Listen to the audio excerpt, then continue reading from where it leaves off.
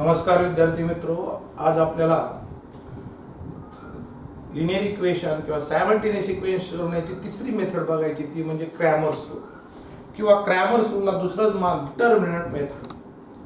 Determinant method म्हणलं तरी चालतं किंवा क्रॅमर्स रूल म्हणलं तरी चालतं. त्या डिटर्मिनंट म्हणजे काय आपण अगोदर पहिल्यांदा बघू. Determinant it is denoted bye generally D और ABCD capital letter, any capital letter, and four numbers are arranged A, B, C, D this type in vertical lines. A, B, C, D चार number मी arrange केलेत vertical line मध्ये. असे arrange केलेत, याला column 1 म्हणायचं आणि याला कॉलम 2 म्हणायचं. Column 1, column 2, row 1, row 2. तर असे चार नंबर मी अरेंज केलेत. तर असे नंबर जे व्हर्टिकल लाईन मध्ये अरेंज त्याला डिटर्मिनंट म्हणलं जातं. त्याला काय म्हणलं जातं? Determinant. It is denoted by capital letter D और any capital letter ABCD. So this is simplify A into D minus B into C. Multiplication करायचं, क्रॉस मल्टिप्लिकेशन करायचं, याचं लक्षात घ्या. B into C. AD into BC. BC minus AD करायचं नाही, AD मायनसचं चिन्ह वेगळं, BC लक्षात घ्या. फॉर एक्झाम्पल आपण बघू म्हणजे तुम्हाला जास्त कळेल. Determinant equal to 1 7 minus 5 1. दोन व्हर्टिकल लाईन आहेत, त्याच्यामध्ये चार नंबर मी असे अरेंज केलेत.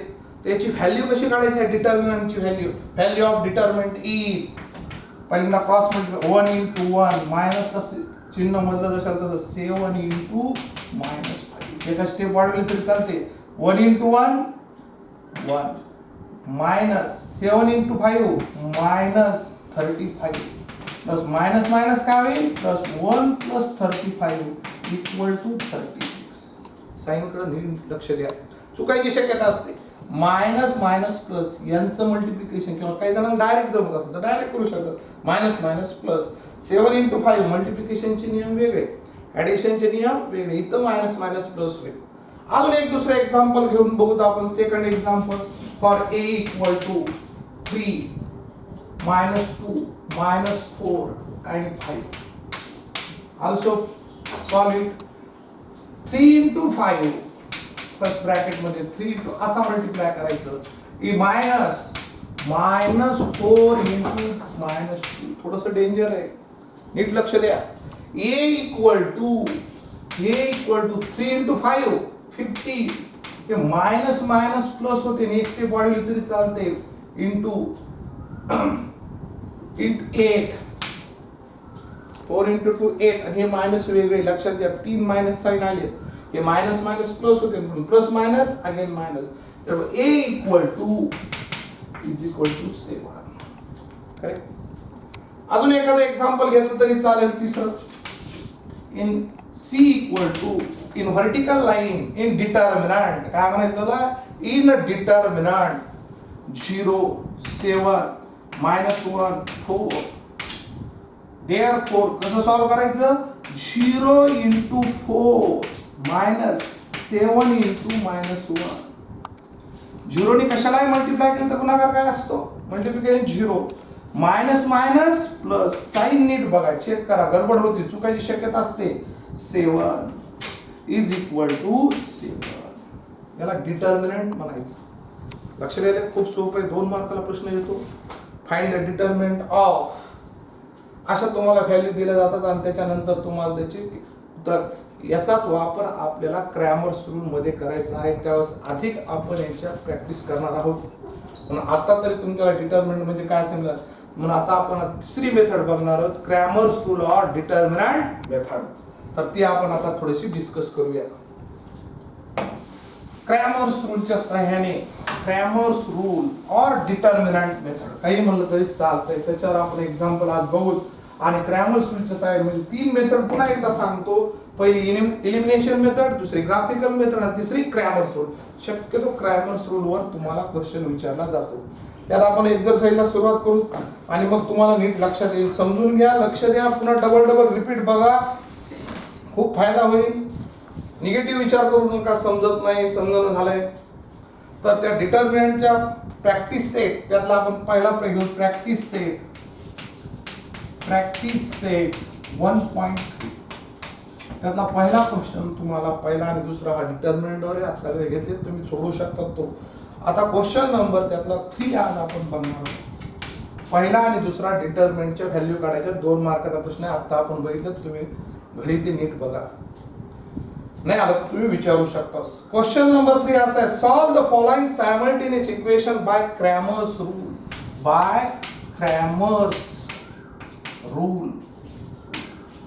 कोणत्या रूल सोडायचं आपल्याला? Cramer's rule. मग आपण त्यातलं पहिलं प्रॉब्लेम घेऊ.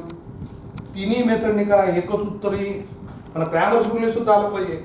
3x minus 4y equal to 10, equation number 1, and second equation is 4x plus 3y equal to 5, equation number 2.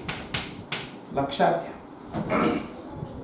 इथं एक गोष्ट लक्षात घ्यायची, स्थिर पद कॉन्स्टंट टर्म जर लेफ्ट राईट हँड साइडला गेलीच पाहिजे. x खाली x ची व्हॅल्यू आली पाहिजे, y खाली y ची व्हॅल्यू आली पाहिजे, आणि कॉन्स्टंट टर्म खाली कॉन्स्टंट टर्म येणं गरजेचं आहे. नसेल तर तशी अरेंज करून घ्या. कधी कधी तुम्हाला इकडं मायनस, इकडं 10 दिलं तर तिकडं, तर तुम्हाला ह्या पद्धतीत अरेंज करावं लागेल. आणि यात पहिल्यांदा तुम्हाला डिटर्मिनंट काढत असताना काय करायचं नीट बघा. डिटर्मिनंट काढत असताना x चे कोएफिशियंट पहिल्या कॉलम मध्ये लिहायचे, नीट आहे का? x चे कोएफिशियंट पहिल्या कॉलम मध्ये लिहायचे 3, 4, आणि y चे कोएफिशियंट चिन्हा सगट साइन सगट दुसऱ्या कॉलम मध्ये लिहायचे -4, 3. त्याला डिटर्मिनंट काढायचं पहिल्यांदा. 3 गोष्टी. डिटर्मिनंट एकदा काढायचं आपल्याला.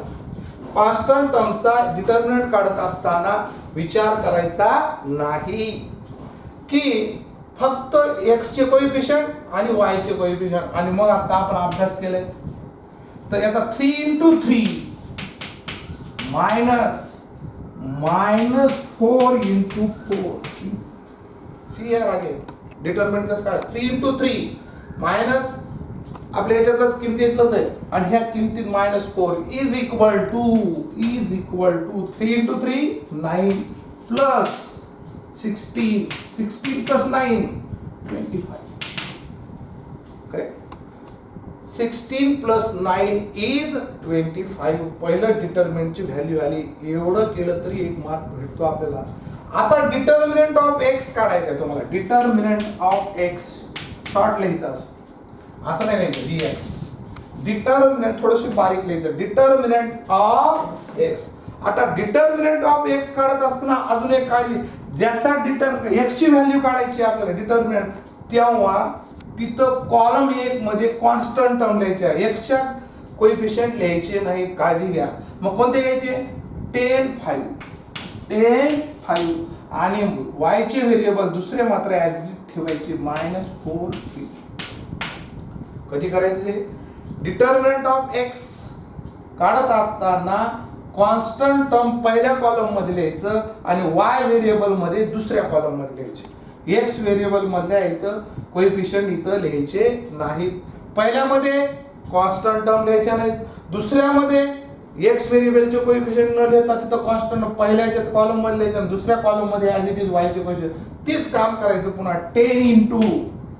10 × 3 minus 5 × 3 is equal to 30 minus 50 equal to 30.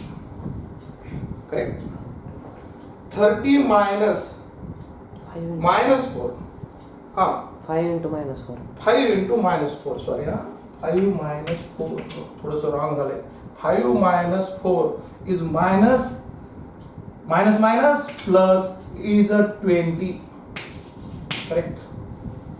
पुन्हा एकदा सांगतो. 10 × 3 30 मायनस हे -5 × 4 30 minus plus 30 + 20 is equal to 50. Correct. आता तिसरी व्हॅल्यू घ्यायची, determinant of y. Determinant of y पुढे लक्ष द्या. डिटर्मिनंट ऑफ y घेत असताना आता पुन्हा पहिल्या किमती पहिल्या डिटर्मिनंट मधल्या x च्या जशाला तशा ठेवायच्या. 3, 4 3 4 आणि y च्या न ठेवता कॉन्स्टंट टर्म तिथे ठेवायचे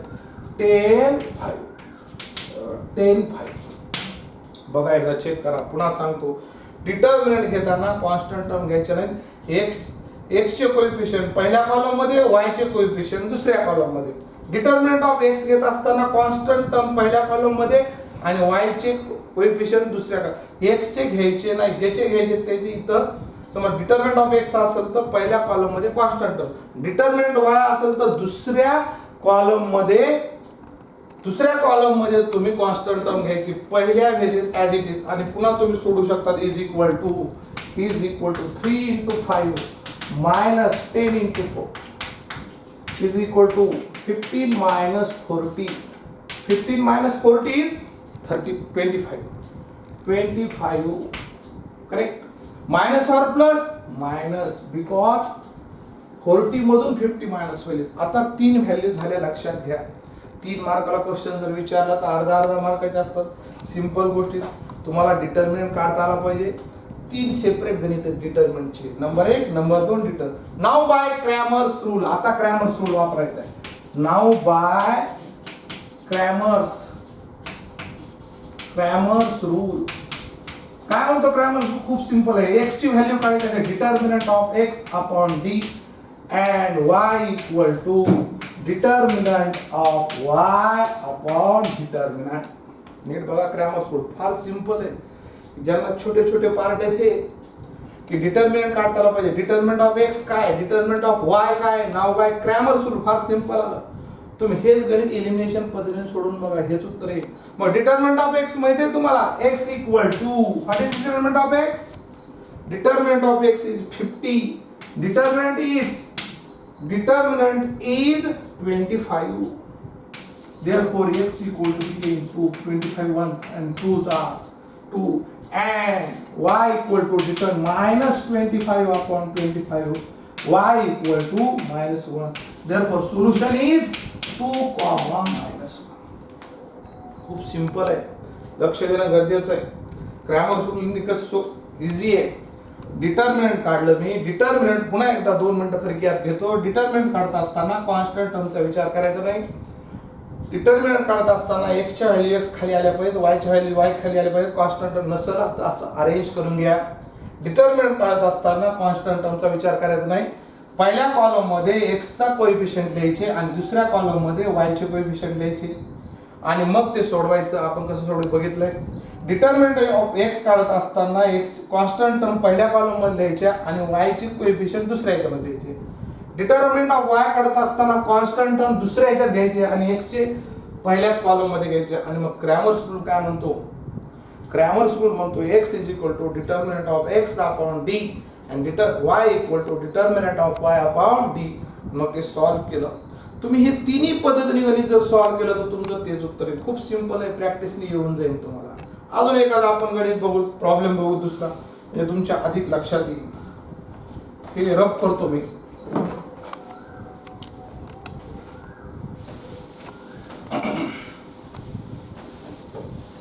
लक्ष द्या समजून घ्या प्रयत्न करा हळूहळू समजा आणि आपणही तसा दररोजचा प्रयत्न केला पाहिजे तर समजायला लागेल तुम्हाला अजून एक गणित समजून सांगतो प्रॉब्लेम दुसरं घेऊ 4x second problem 4x plus 3y is equal to 4x plus 3y minus 4 equal to 0 and second is 6x equal to 8 minus 5y.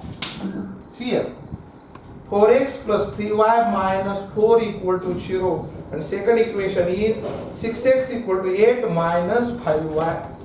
लक्ष द्या आता हे नीट अरेंज करून घ्यायचे नीट फॉर्मॅट मध्ये आणायचे त्यासाठी काय करायचं बघा 4x plus 3y is equal to 4 equation number 1 इथं सुद्धा नीट अरेंज करून घ्या 6x plus 5y पक्षांतर झालं साइन चेंज होईल is equal to 8 2 आता तुम्हाला डिटर्मिनंट काढायला सोपं झालं डिटर्मिनंट काढत असताना मी सांगितलं तुम्हाला इथं 4 x चे कोएफिशियंट पहिल्या कॉलम मध्ये लिहायचे y चे कोएफिशियंट दुसऱ्या कॉलम मध्ये आणि मग हे सोडवायला हरकत नाही 5 into 4, 5 into 4 minus 3 into 6 is equal to 20 minus 18 is equal to 2. इथला डिटर्मिनंट ऑफ x. डिटर्मिनंट काढलं, यात कॉन्स्टंट टर्म विचारात घेतल्या नाही. डिटर्मिनंट ऑफ x घेत असताना कॉन्स्टंट टर्म पहिल्या कॉलम मध्ये लिहायच्या 4 8 आणि दुसऱ्या कॉलम मध्ये ऍज इट इज. नीट बघा, खूप सिंपल आहे, प्रॅक्टिस करा. आणि is equal to 4 into 5 minus 3 into 8 is equal to 20 minus 24 is equal to minus 4. 20 मधून 24 जातच नाही, 24 मधून 20 गेले, minus 4. Now determinant of y. Determinant of y करत असताना पहिल्या x च्या व्हॅल्यू जशाला तशा x च्या कोएफिशिएंट 4 6 आणि कॉन्स्टंट टर्म मात्र दुसऱ्या वेळेस लिहायचे 4 8. त्याला सोडवा. 4 into 8 minus 4 into 6. Correct. Cross multiply केलं 4 into 8 आणि मग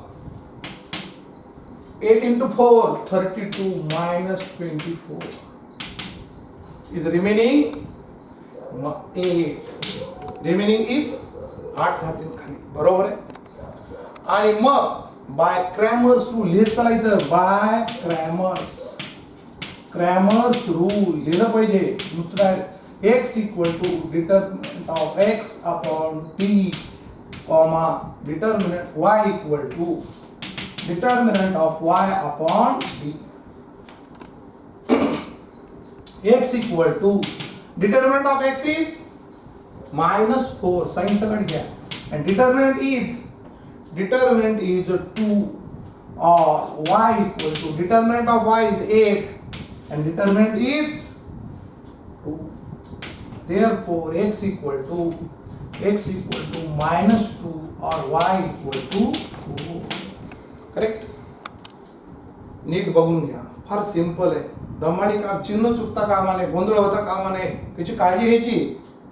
अशा पद्धतीचे गणित तुम्ही सोडवणं गरजेचं आहे. लिहून घ्या, लिहू शकतात तुम्ही, निश्चित करू शकतात, बघू शकतात, पुन्हा रिपीट व्हिडिओ बघू शकता आणि त्या दृष्टीने पुन्हा रिपीट ऐकून ते प्रॉब्लेम करा. वेळ वाया घालवू नका. दररोजचं काम दररोज करा, म्हणजे तुम्हाला सिंपल लक्षात येईल. होमवर्क करत जा. जितकी प्रॅक्टिस करणार तितकं तुम्हाला ते सोपं जाईल.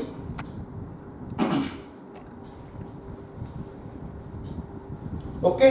अजून एखादा प्रॉब्लेम बघू तुम्हाला समजण्यासाठी. अजून 1-2 प्रॉब्लेम बघू.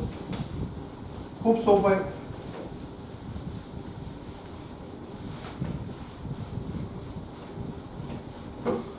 ज्या विद्यार्थ्यांनी अजून व्हॉट्सअप सुरू केले नाही किंवा ज्याला अजून काही माहित नाही, त्यांना मित्रांना फोन करून सांगण्याचा प्रयत्न करायचा आहे. अजून एखादा प्रॉब्लेम घेतो आपण, थोडासा अवघड असलेला. 6 नंबरचा घेतो मी प्रॉब्लेम. बाकीचे दोन 2x plus 3y is equal to 2 and second equation is x minus y upon 2 is equal to 1/2. पुन्हा एकदा बघा. 2x plus 3y equal to 2 and second equation is x minus y upon 2 equal to half. तुम्ही असं arrange केलं तरी चालतंय, पण चुकायची थोडीशी शक्यता असते. असंही चालतंय. याचा कोएफिशिएंट माहिती तुम्हाला 1/2 आहे, याचा कोएफिशिएंट 1 आहे, पण शक्यतो याला व्यवस्थित अरेंज करून घ्या. हे आहे व्यवस्थित, याला सॉल्व्ह करू शकतात तुम्ही. छेद समान करा. याच्या खाली पुन्हा म्हणजे 1 आहे. 2x minus y upon 2 is equal to half. हे 2 डायरेक्ट कॅन्सल केलं. 2x minus y equal to 1. नाव आता अरेंज करा व्यवस्थित आणि मग तुम्हाला 2x plus 3y equal to 2 equation 1 and 2x minus y is equal to 1 equation 2. आणि मग डिटर्मिनंट. पहिलं डिटर्मिनंट काढत असताना कॉन्स्टंट टर्मचा विचार करायचा नाही. मग पहिल्या कॉलम मध्ये x चे कोएफिशिएंट लिहा 2 2 आणि दुसऱ्या कॉलम मध्ये y चे कोएफिशिएंट लिहा विथ साइन -1. याच्या शेजारी पुन्हा म्हणजे कोण असतो? 1 असतो. आणि मग नीट शांत डोक्याने सॉल्व्ह करा. गडबड होते बघा, चिन्ह चुकायची शक्यता असते. 2 into minus 1 minus 3 into 2. See here, 2 into minus 1 minus 3 into 2 is equal to minus 2 into minus 1. इथं गुणाकाराचे नियम वापरा. गुणाकाराचे नियम वेगळे, बेरजेचे नियम वेगळे. मायनस 6, इथं मात्र बेरजेचे नियम. सारख्या चिन्हांची बेरीज व तेच चिन्ह. आपण घोळ करतो. कुठे दोन मायनस मायनस दिसले की प्लस, मायनस मायनस प्लस. पी आन्सरने शिकविले. असं नाही चालणार. इथं मात्र बेरजेचे नियम. सारख्या चिन्हांची बेरीज आणि तेच चिन्ह. -8 करेक्ट. -2 -6 -8 करेक्ट. आणि now determinant of x. Determinant of x काढत असताना काय करायचं नीट बघा. मी सांगितले तुम्हाला. कॉन्स्टंट टर्म पहिल्या कॉलम मध्ये लिहा 2 1 आणि सेकंड कॉलम मध्ये y व्हेरिएबलचे कोएफिशिएंट 3 आणि -1. चिन्ह चुकू देऊ नका. 3 -1 is equal to 2 into -1 and -3 into 1. Therefore 2 plus into minus -2 -3 आणि सारख्या चिन्हांची बेरीज व ते चिन्ह -5 येईल. +5 होणार नाही. गडबड होती आपल्याला. चिन्हाचाच गोळ आहे. तुम्हाला येत नाही का 2 आणि 5? बेरीज येत नाही का? येते गुणाकार. पण नेमकं काय करायचं आमच्या डोक्यात येत नाही. तिथं घोटाळा होतो. नंबर ऑफ प्रॉब्लेम सोडवले की तुमच्या समस्या मिटतील. त्यामुळे याला एकच औषध आहे की जास्तीत जास्त प्रॉब्लेम सोडविणे. Now determinant of y. Determinant of y first column x ची व्हॅल्यू जशाला तशा 2 2 पहिल्या कॉलमच्या 2 2 आणि constant term 2 1 is equal to 2 into 1 minus 2 into 2 is equal to 2 minus 4. 2 minus 4 is equal to 9. 2 मधून 4 जात नाही. अपोजिट साइन आहे सबट्रॅक्शन. 2 मधून 4 जात नाही. 4तून 2 केले. भिन्न चिन्हांची वजाबाकी. मोठ्या पदाचं चिन्ह. आणि मग by Cramer's rule. By Cramer's rule काय by Cramer's rule? x equal to determinant of x upon d and y equal to determinant of y upon d. x equal to determinant of x किती आलाय? -5 and determinant is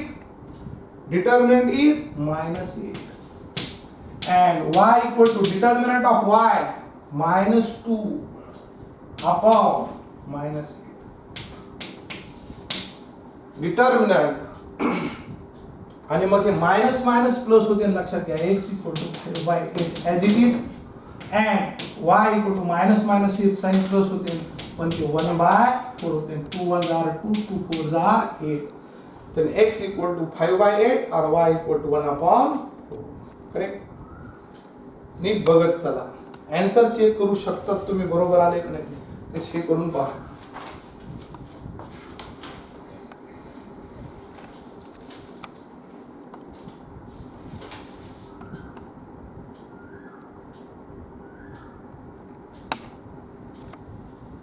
five by 8 and 1/4. Correct. हे 6वा problem आहे. अजून थोडस problem set मध्ये एक थोडा अवघड प्रॉब्लेम आहे तो आपण बघू. प्रॉब्लेम सेट मधला याच्यावरच आधारित आहे तो आपण डिस्कस करू.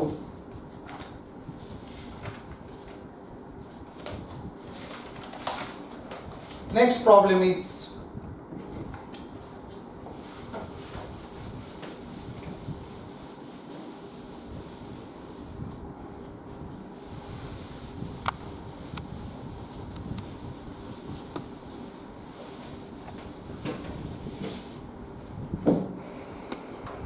आता प्रॉब्लेम सेट मधला क्वेश्चन नंबर 5 त्यामधला 5वा प्रॉब्लेम सेट 1 त्यातला क्वेश्चन नंबर 5 हा क्वेश्चन नंबर 5 आणि त्यातलाही 5. Solve the following equation by Cramer's rule. त्यातला 5वा प्रश्न आहे हा प्रॉब्लेम सेट मध्ये. त्यातलाही 5वा तो घेऊ आपण. x + y minus 8 upon 2 is equal to x plus 2y minus 14 upon 3 is equal to 3x minus y upon 4. नीट पहा, तुम्हाला इथं सर दोन इक्वेशनच नाही, तीन रेशो दिले तिथं तुमच्या लक्षात आहे. These are ratios. तर हे रेशो दिला असतं, तिन्ही रेशो इक्वल आहे, त्याचा अर्थ तिन्ही रेशो कसे इक्वल आहेत. मग पहिला आणि दुसरा एकत्र करा, त्याच्यावर एक इक्वेशन मिळवा. दुसरा आणि तिसरा एकत्र करा, त्याच्यावर एक इक्वेशन मिळवा. त्यामध्ये सर पहिला आणि तिसरा घेतला चालेल का? तोही चालतोय. पहिला आणि तिसरा घेतला तर कोणते दोन घ्या, पण नाव अगोदर त्याला नीट सॉल्व्ह करू, मग तुम्हाला ते सोपं वाटतं. x plus y minus 8 upon 2 equal to x plus 2y minus 14 upon. शांत डोक्याने काम करा, क्रॉस मल्टिप्लाय करा, तीन याला मल्टिप्लाय करा. 3x plus 3y minus 24 is equal to 2x plus 4y minus 28. See या तीननी मल्टिप्लाय केले. 3x प्लस 3y मायनस 24, 2 ने मल्टिप्लाय करा 2x प्लस 4y मायनस 28. आता लाईक टर्म 3x आणि 2x इकडे आल्यानंतर मायनस होत करते, मी थोडं डायरेक्ट करतो, x राहील. हे 3y प्लस 4y इकडे आल्यानंतर काय होते? मायनस y होते. आणि 24 ला तिकडे घेऊन जा, किती होते? मायनस 4. मी थोडी डायरेक्ट स्टेप केली, समजते का बघा, चेक करा अजून एकदा. हे 2x आहेत, पक्षांतर केलं, ट्रान्सफर झाले LHS ला. 3x minus 2x x, 3y आणि 4y इकडे आले, मायनस होते, आणि 4y मधून 3y गेले, मायनस y. मायनस 24 RHS साइडला गेले, ते प्लस होते. Minus 28 minus plus 24 is minus. This is equation number 1. also आता पहिला दुसरा घेतला तर दुसरा तिसरा घेऊ शकता, किंवा पहिला तिसरा घेतला तरी चालतं, तुम्हाला जे सोपं. पहिला तिसरा घ्या. x plus y minus 8 upon 2 is equal to 3x minus y upon 4. Cross multiply करा. 4x plus 4y minus 24 is equal to 6x minus 2y. 6x minus 2y. 4x plus 4y minus 32. 4x plus 4y minus 32, sorry 32 होईल. आणि 6x minus 2y बरोबर आहे. पुन्हा एकदा बघा, 4x plus 4y 8 into 4 minus 32 equal to 6x minus 2y. Therefore आता नीट बघा, हे 6x ट्रान्सफर होईल, मायनस 2x होते. मायनस 2y इकडे आल्यानंतर प्लस 6y होते, आणि 32 तिकडे जाऊ शकतो. पुन्हा एकदा बघा, गडबडीत चुकू नये. 4x minus 6x minus 2x, 4y plus 2y पक्षांतर, आणि मायनस 32. तुम्ही याला रिड्यूस करू शकता, केलं तरी चालते. डिवाइड ईच टर्म बाय 2, सोपं जातं. मग minus x plus 3y equal to 16. Equation number 2. आता सिंपल प्रॉब्लेम आला, रिड्यूस केलाय आपण, त्याला सोडवायला हरकत नाही, सोडविलं तरी चालेल. हे समजायलंय. पहिला दुसरा रेशो, दुसरा तिसरा, किंवा पहिला तिसरा, कोणते दोन रेशो एकत्र करा. मुद्दाम थोडस वेगळ्या पद्धतीचं गणित होतं, म्हणून हे समजून सांगितलंय मी तुम्हाला, आणि मग तुम्ही हे गणित सोडवायला हरकत नाही. आता आपण सोडूत हे गणित, चालेल, हरकत नाही. आता हे आपण सोडू, पुन्हा एकदा समजून सांगतो.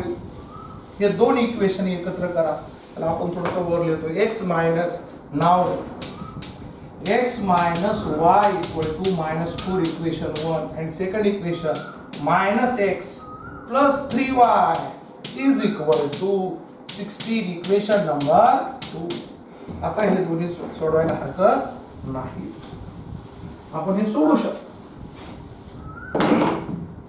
आणि मग डिटर्मिनंट तीच पद्धत, आपल्याला x खाली x टर्म आली, y खाली y टर्म आली, कॉन्स्टंट टर्म RHS साइडला आहे का नीट बघा, नसेल तर तो घेऊन या.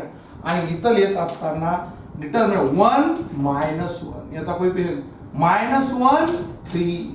शांत डोक्याने काम करा. चिन्ह थोडं आल्यानंतर is equal to 1 into 3 minus, नीट बघा, मायनस 1 into -1. डेंजर आहे थोडंसं, गतिरोधक.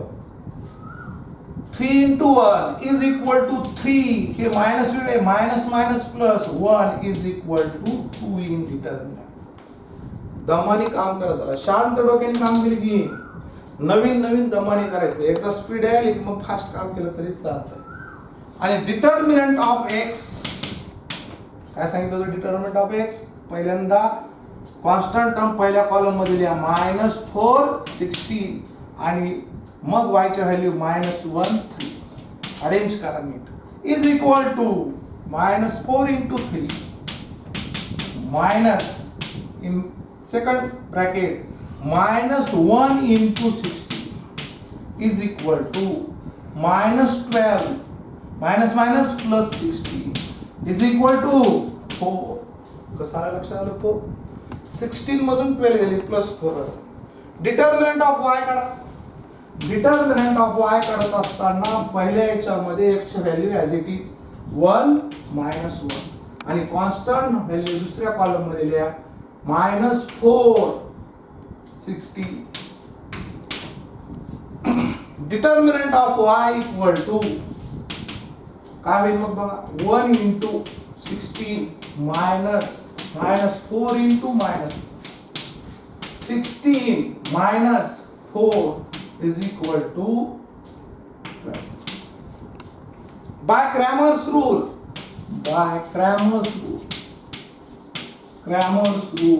x equal to determinant of x upon t and y equal to determinant of y upon t. X equal to determinant of x is 4, determinant is 2 and y equal to 12 upon 2. Therefore, x equal to 2 or and म्हणा y equal to 6. x ची value 2 आणि y ची 6. समजायले? 4 ते 5 problem मी तुम्हाला सोडून दिले. नीट बघा, repeat करा, स्टिल करा, तुमच्या लक्षात येईल. सोपा भाग आहे. प्रॅक्टिस शिवाय काही येणार नाही. ही सुट्टी आहे, घरात बसून आहेत तुम्ही, संधीचा फायदा घ्या. आपल्याला आम्ही जो व्हिडिओ टाकतो घरी बसून तो तुम्हाला कसा वाटला तो तुम्ही थोडं लाईक करत जा. तुम्हाला समजायला का, सहभाग नोंदवायला का, हे सुद्धा मध्ये मध्ये तुम्ही कळवत चला, डाऊट्स विचारत चला. आज मी काही होमवर्क देणार आहे तो सुद्धा नीट लिहून घ्या. होमवर्क मध्ये मी पुन्हा अगोदर सांगतो, अगोदर टेक्स्ट मधला होमवर्क बघून आणि मग एक्स्ट्रा प्रॅक्टिसला दे. जास्तीत जास्त करा. एखादं राहिलं तर लगेच घाबरून जाऊ नका होमवर्क केला नाही, पण शक्यतो करत. आलं नाही मैत्रिणीला फोन करून विचारू शकतात, मित्राला फोन करून, सर आहेत डिस्कस करू शकतात, जवळ कोणी राहत असेल तर ते बघू शकतात.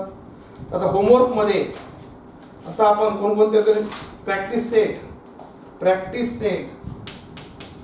होमवर्क 1.3 1.3 वरचा होमवर्क आहे.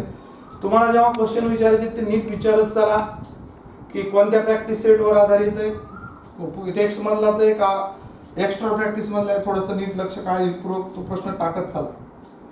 तर त्यामधला प्रॅक्टिस सेट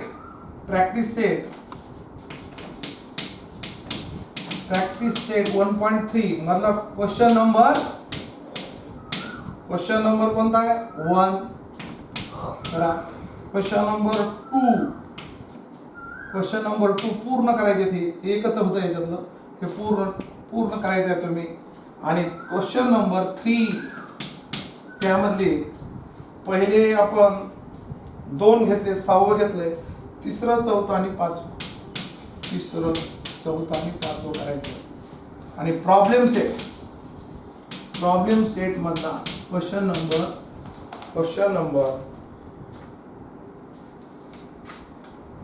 4 and 5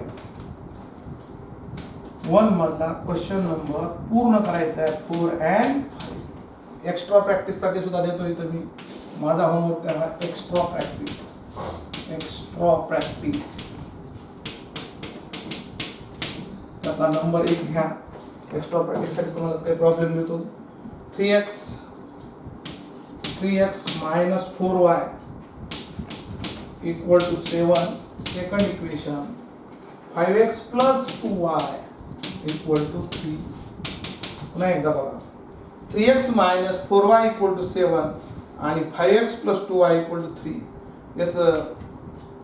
याचा आन्सर आहे 1 मायनस 1.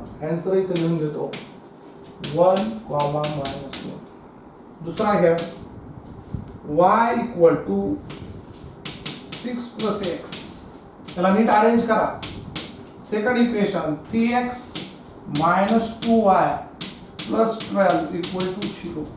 याचे आन्सर लगेच लिहून देतो x equal to 0 and y equal to 6. सोडवा त्याला. तिसरा प्रॉब्लेम देतो तुम्हाला 2x equal to 5y minus 1. Second equation x minus y x equal to y minus 1. Answer आहे त्याचं थर्ड वनचं x equal to minus 4/3 and y equal to minus 1/3. भरपूर problem आहेत, पुरे झाले. एवढेच करा आणि नीट घरी बघा ते. त्याच्यावर तुम्ही डाऊट्स विचारू शकता. थँक्यू.